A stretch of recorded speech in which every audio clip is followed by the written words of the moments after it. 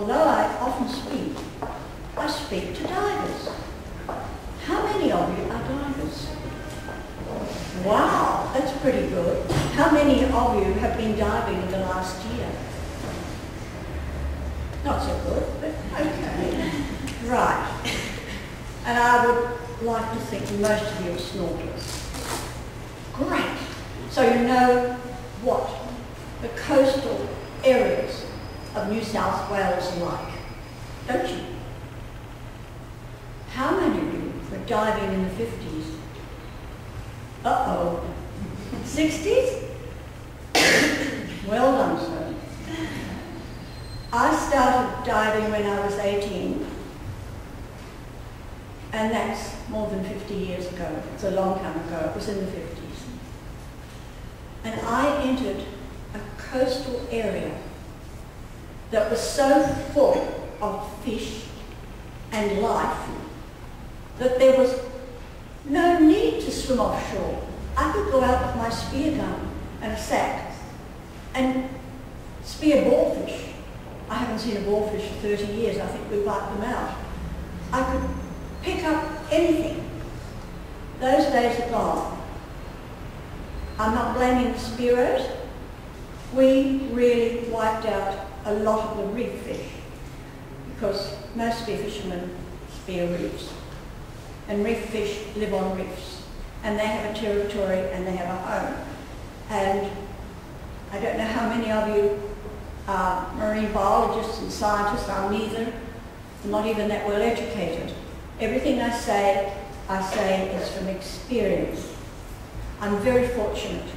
I'm not fortunate to be so old, but I'm fortunate in that I am old enough to have been around, to have been in the waters along our coast when they were pristine, where they were as nature intended them to be.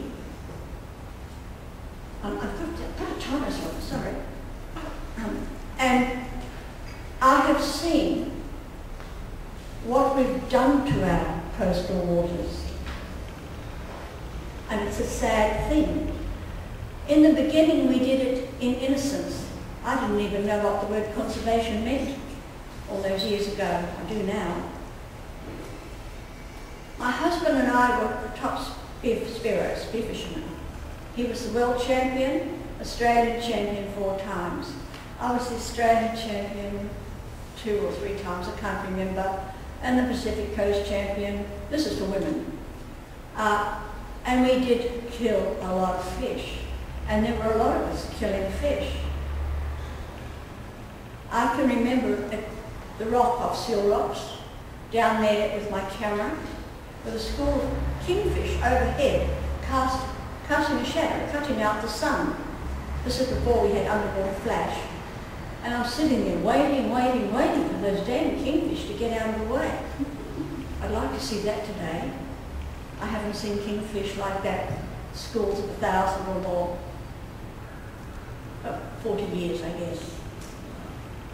First of all, the traps took them, and then the spearfishing and the fishing. The other area that has changed a lot is the tidal areas. We used to go out, we had a filmmaking friend called Valerie, and he was Italian, as you could tell. And he would go out, I'd go with him, and he would collect off the reef flat, mainly urchins, but a few other bits and pieces, and he would collect them to eat. Well, maybe 1 or 2 people can do that and not make a difference. But when you have hundreds of people doing it, it makes a big difference to the life on the reef flats. All the life along our coast relies on other life.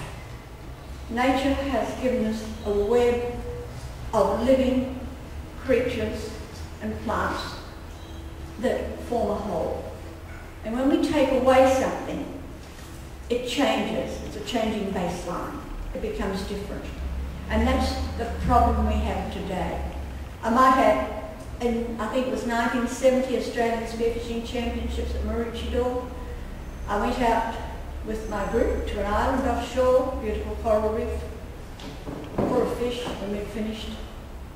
The only fish left were little. And I never spearfished again.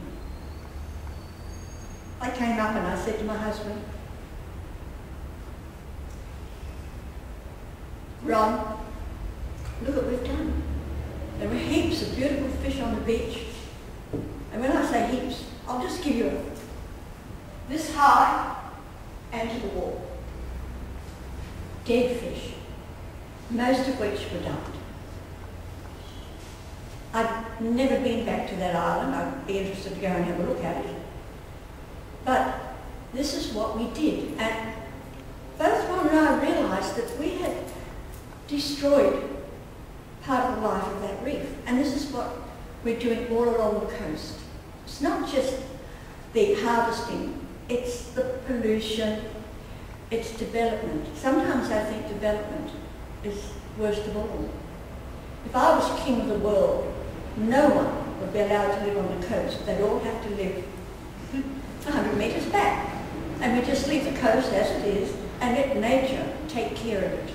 Because nature has done very good at taking care of all our coastlines until we came along and changed it. So we cut down mangroves, built developments all along the coast. Heavy seas come, start washing away the beach. Everybody gets worried and upset. But we've done it. It's not nature, it's not global warming. It's something, that's always been happening. It's just that we've changed how it was, and we can't change it back. It's a done deal. Now, I'm often asked, what would I do?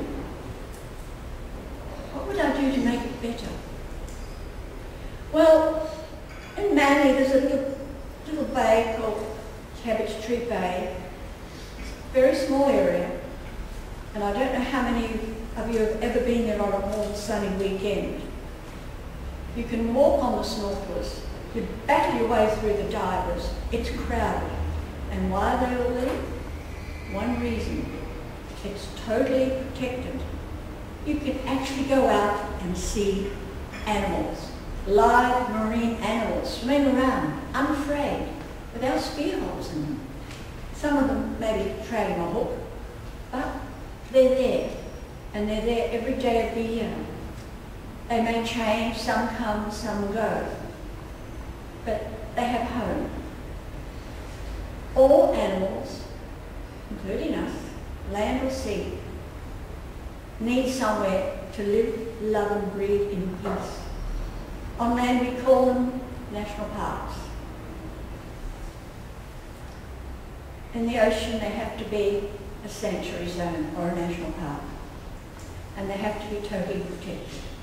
If you go to the protected area in Jarvis Bay for a dive, you'll see all the fishermen around the edges of the protected area. And why are they there? They're there because